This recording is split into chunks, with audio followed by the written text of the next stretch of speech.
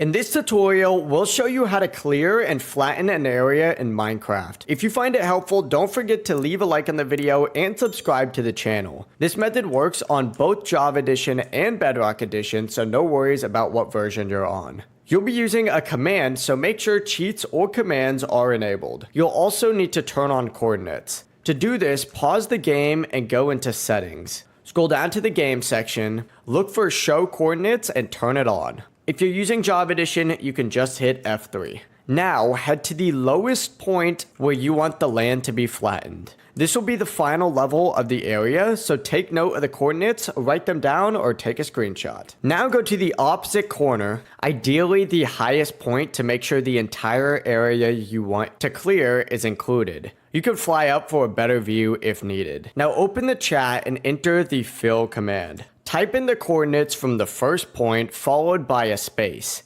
Next, use the tilde symbol to reference your current position, add a space, and type in air. Press enter and the area will be cleared and flattened. Pretty cool, right?